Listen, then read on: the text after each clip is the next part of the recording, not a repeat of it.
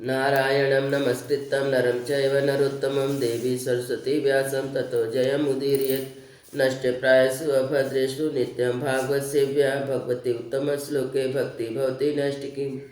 कृष्णाय वासुदेवाय देवकीनन्दनाय च नन्दगोपकुमाराय गोविन्दाय नमो नमः।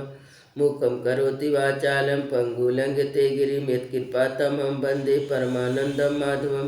श्रीचैतन्येश्वरं श्रीगुरुदीनतारिणं। श्रीमद्भागवत महापुराण छठा स्कंद अध्याय 14 वृत्तासुर का पूर्व चरित्र। राजा परीक्षित ने कहा, भगवान वृत्रासुर का स्वभाव तो बड़ा रजोगुण तमोगुणी था और वह देवताओं को कष्ट पहुंचाकर पाप भी करता ही था। ऐसी स्थिति में भगवान नारायण के चरणों में उसकी सुदृढ़ भक्ति कैसे हुई। हम देखते हैं कि प्राय शुद्ध सत्य वाले देवता और पवित्र हृदय वाले ऋषि भी भगवान की परम प्रेम में अनंत चित्त से वंचित ही रह जाते हैं। सचमुच भगवान की भक्ति बड़ी दुर्लभ है। भगवान इस जगत के प्राणी पृथ्वी के धूलि कण के समान ही असंख्य है। भगवान इस जगत के प्राणी पृथ्वी के धूलि कणों के समान ही असंख्य है। उनमें से कुछ मनुष्य आदि श्रेष्ठ जीव ही अपने कल्याण की चेष्टा करते हैं। ब्राह्मण उनमें भी संसार से मुक्ति चाहने वाले तो विरले ही होते हैं और मोक्ष चाहने वाले हजारों में मुक्ति या सिद्धि लाभ तो कोई सा ही कर पाता है। महामुनि करोड़ों सिद्ध एवं मुक्त पुरुषों से भी वैसे शांतचित्त महापुरुष का मिलना बहुत ही कठिन है जो एकमात्र भगवान के ही पारायण हो। ऐसी अवस्था में वृत्तासुर जो सब लोगों को सताता था, बड़ा पापी था, उस भयंकर युद्ध के अवसर पर भगवान श्री कृष्ण में अपनी वृत्तियों को इस प्रकार दृढ़ता से लगा सका, उसका क्या कारण है। प्रभु, इस विषय में हमें बहुत संदेह है और सुनने का बड़ा कौतूहल है। कहो, वृत्तासुर का बल पौरुष कितना महान था, उसने रणभूमि में देवराज इंद्र को भी संतुष्ट कर दिया। सूत जी कहते हैं, सनक आदि ऋषियों, भगवान सुखदेव जी के परम श्रद्धालु राजर्षि परीक्षित का यह श्रेष्ठ प्रश्न सुनकर उनका अभिनंदन करते हुए यह बात कही। श्री सुखदेव जी ने कहा, परीक्षित, तुम सावधान होकर यह इतिहास सुनो। मैंने इसे अपने पिता व्यास जी, देवर्षि नारद और महर्षि देवल के मुँह से भी विधिपूर्वक सुना है। प्राचीन काल की बात है। सूरसेन देश में चक्रवर्ती सम्राट महाराज चित्रकेतु राज करते थे। उनके राज में पृथ्वी स्वयं ही प्रजा की इच्छा के अनुसार अन्न रस दे दिया करती थी। उनके 1 करोड़ रानियां थी और वे स्वयं संतान उत्पन्न करने में समर्थ भी थे, परंतु उनमें से किसी के भी गर्भ से कोई संतान न हुई। यो महाराज चित्रकेतु को किसी बात की कमी न थी। सुंदरता, उदारता, युवावस्था, कुलीनता, विद्या, ईश्वर, संपत्ति आदि सभी गुणों से संपन्न थे। फिर भी उनकी पत्नियां बाज थीं, इसलिए उन्हें बड़ी चिंता रहती थी। वे सारी पृथ्वी के एक छत्र सम्राट थे। बहुत सी सुंदर रानियां थीं और सारा पृथ्वी उनके बस में थी। इस प्रकार की संपत्तियां उनकी सेवा में उपस्थित थी, परंतु वे सब वस्तुएं उन्हें सुखी ना कर सकी। एक दिन शाप और वरदान देने में समर्थ अंगिरा ऋषि स्वच्छंदा पूर्वक भिन्न लोकों से विचरते हुए राजा चित्रकेतु के महल में पहुंच गए। राजा ने अर्घ आदि से उनकी विविध प्रकार पूर्व पूजा की। आतिथ्य संस्कार हो जाने के बाद अंगिरा ऋषि सुखपूर्वक आसन पर विराज गए। तब राजा चित्रकेतु भी शांत भाव से उनके पास बैठ गए। राजा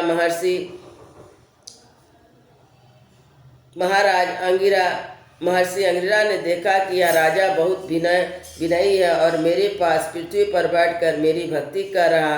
तब उन्होंने चित्रकेतु को संबोधित करते हुए आदर देते हुए यह बात कही।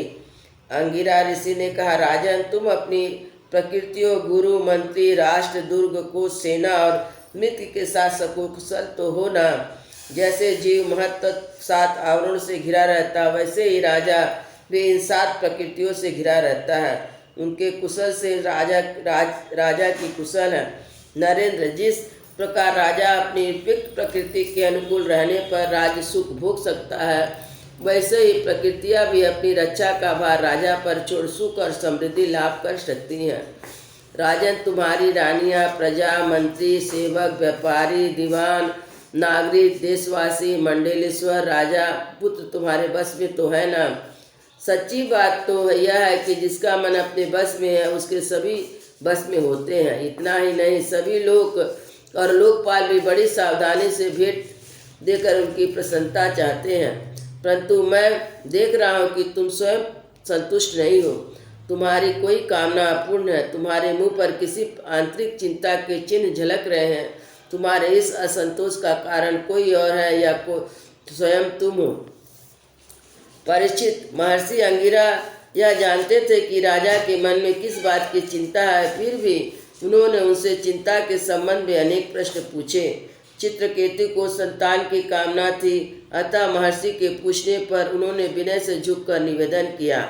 सम्राट चित्रकेतु ने कहा, भगवान, जिन योगियों के तपस्या, ज्ञान, धारणा, ध्यान और समाधि के द्वारा सारे पाप नष्ट हो चुके हो, उनके लिए प्राणियों के बाहर या भीतर ऐसी कौन सी बात है जिसे वह ना जानते हो। ऐसा होने पर भी जब आप सब कुछ जानबूझकर मुझसे मेरे मन की बात पूछ रहे हैं, तब मैं आपकी आज्ञा और प्रेरणा से अपनी चिंता आपके चरणों में निवेदन करता हूँ। मुझे पृथ्वी का साम्राज्य, ईश्वर और संपत्ति, जिनके लिए लोकपाल भी ललायित रहते हैं, प्राप्त है, परंतु संतान न होने के कारण मुझे इस सुख भोग में उसी प्रकार तनिक भी शांति नहीं मिल रही है जैसे भूखे प्यासे से प्राणी को अन्न जल के सिवा दूसरे भोग से। महाभगवान महर्षि, मैं तो दुखी हूँ। पिंडदान न मिलने की आशंका से मेरे पितर भी दुखी हो रहे हैं। अब आप हमें संतान दान करके परलोक में प्राप्त होने वाले घोर नरक से उबारिए और ऐसी व्यवस्था कीजिए कि मैं लोक परलोक के सब दुखों से छुटकारा पा लूं। श्री सुखदेव जी कहते हैं, परीक्षित, जब राजा चित्रकेतु ने इस प्रकार प्रार्थना की, तब सर्व सामर्थ्य एवं परम कृपालु ब्रह्मपुत्र भगवान अंगिकरा ने द्रष्टा देवता के योग चरु निर्माण करके उससे उनका यजन किया। परीक्षित, राजा चित्रकेतु की रानियों में सबसे बड़ी असद गुणवती महारानी कृतधृति थी। महर्षि अंगिरा ने उन्हीं को यज्ञ का अवशेष प्रसाद दिया और राजा चित्रकेतु से कहा, राजन, तुम्हारी पत्नी के गर्भ से एक पुत्र होगा जो तुम्हें हर्ष सुख दोनों ही देगा। ये कहकर अंगिरा ऋषि चले गए। उस यज्ञावशेष प्रसाद के खाने से महारानी कृतयुति ने महाराज चित्रकेतु के द्वारा गर्भ धारण किया, जैसे कृतिका ने अपने गर्भ में अग्नि कुमार को धारण किया था।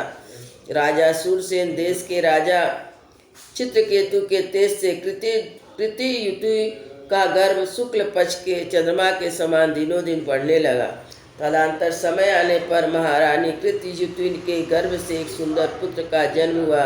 उसके जन्म का समाचार पाकर सूरसेन देश की प्रजा बहुत ही आनंदित हुई।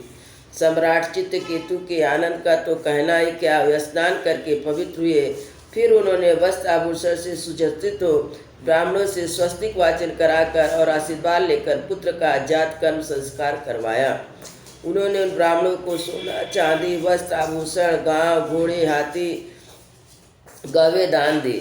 उदार शिरोमणि राजा चित्रकेतु के पुत्र के धन, यश और आयु के वृद्धि के लिए दूसरे लोगों में भी मुँह मांगी वस्तुएं दी। ठीक उसी प्रकार जैसे मेघ सभी जीवों का मनोरथ पूर्ण करता है।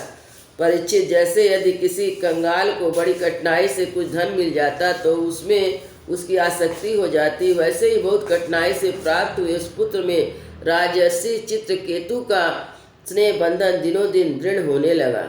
माता कृतयुति को भी अपने पुत्र पर मोह के कारण बहुत स्नेह था, परंतु उनकी सौत रानियों के मन में पुत्र की कामना से और भी जलन होने लगी। प्रतिदिन बालक का लाड़ प्यार करते रहने के कारण सम्राट चित्रकेतु का जितना प्रेम बच्चों की माँ में था, दूसरी रानियों में ना था। इस प्रकार एक दिन तो वे रानियाँ संतान न होने के कारण दुखी थी। दूसरे राजा चित्रकेतु ने उनकी उपेक्षा कर दी। अब तो वे डाह से अपने को धिक्कार और मन मन जलने लगी। वे आपस में कहने लगी, अरे बहनों, पुत्रहीन स्त्री बहुत ही अभागिन होती है। पुत्र वाली सौते तो दासी के समान उसका तिरस्कार करती हैं और स्वयं पति ही उस पत्नी पत्नी करके नहीं मानते। सचमुच पुत्रहीन स्त्री भला दासियों को क्या दुख, वे तो अपने स्वामी की सेवा करके निरंतर सम्मान पाती रहती हैं, परंतु हम अभागिन तो इस समय उनसे भी गई बीती हो रही हैं और दासियों की दासी के समान बार बार तिरस्कार पा रही हैं। परीक्षित, इस प्रकार वीरानियाँ अपनी सौत की गोद भरी देखकर जलती रहती और राजा भी उनकी ओर से उदासीन हो गए थे। फलतः उनके मन में बड़ी रानी के प्रति बहुत अधिक द्वेष हो गया और द्वेष के कारण रानियों की बुद्धि मारी गई। उनके चित्त में क्रूरता छा गई। उन्हें अपने पति चित्रकेतु के पुत्र स्नेह सहन न हुआ, इसलिए उन्होंने चिढ़कर नन्हे से राजकुमार को विष दे दिया। महारानी कृत्युदि को सौतों की इस घोर पापमयी करतूती का कुछ भी पता न था। उन्होंने दूर से देखकर समझ लिया कि बच्चा सो रहा, इसलिए वे महल में इधर उधर डोलती रही। बुद्धमती रानी ने यह देखकर कि बच्चा बहुत देर से सो रहा, धाय से कहा, कल्याणी मेरे लाल को ले आओ। धाय ने सोते हुए बालक के पास जाकर देखा कि उसके नेत्रों की पुतलियाँ उलट गई है, प्राण इंद्रियाँ जीवात्मा ने भी उसके शरीर से विदा कर ले ली। यह देखते ही हाय रे मैं मारी गई, इस पर कहकर धरती पर गिर पड़ी। धाय अपने दोनों हाथों से छाती पीट पीट कर बड़े आर्त स्वर में जोर जोर से रोने लगी। उसका रोना सुनकर महारानी जल्दी जल्दी अपने पुत्र के शयन गृह में पहुंची। उन्होंने देखा कि मेरा छोटा सा बच्चा अकस्मात मर गया है। तब वे अत्यंत शोक के कारण मूर्छित होकर पृथ्वी पर गिर पड़ी। उनके सिर के बाल बिखर गए, शरीर पर के वस्त्र अस्त व्यस्त हो गए। तदंतर महारानी का रुदन सुनकर रनिवास के सभी स्त्री पुरुष वहाँ दौड़ आए और सहानुभूतिवश अत्यंत दुखी होकर रोने लगे। वे हत्यारी रानियाँ भी वहाँ आकर झूठ मूठ रोने का ढोंग करने लगी। जब राजा चित्रकूट को पता लगा कि मेरे पुत्र की अकारण मृत्यु हो गई, तब अत्यंत स्नेह के कारण शोक से आवेश से उनकी आंखों के सामने अंधेरा छा गया। वे धीरे धीरे अपने मंत्रियों और ब्राह्मण के साथ मार्ग में गिरते पड़ते मृत बालक के पास पहुँचे और मूर्छित होकर उसके पैरों के पास गिर पड़े। उनके केस और वस्त्र इधर उधर बिखर गए, लंबी लंबी सांस लेने लगी। आंसुओं की अधिकता से उनका गला रुध गया, वे कुछ बोल ना सके। पति प्राणा रानी अपने पति चित्रकेतु का अत्यंत शोकाकुल इकलौते नन्हे से बच्चों को मरा देखकर भांति भांति विलाप करने लगी। उनका यह दुख कर राजा, मंत्री आदि सभी उपस्थित मनुष्य शोकग्रस्त हो गए। महारानी के नेत्रों से इतने आंसू बह रहे थे कि वे उनकी आंखों का अंजन लेकर केसर और चंदन से चर्चित वक्षस्थल को भिगोने लगे। उनके बाल बिखर रहे थे, उनके गुथे हुए फूल गिर रहे थे। इस प्रकार पुत्र के लिए कुरीर पक्षी के समान उच्च स्वर में विविध प्रकार से विलाप कर रही थी। कहने लगी, अरे विधाता, सचमुच तू बड़ा मूर्ख है जो अपनी सृष्टि के प्रतिकूल चेष्टा करता है।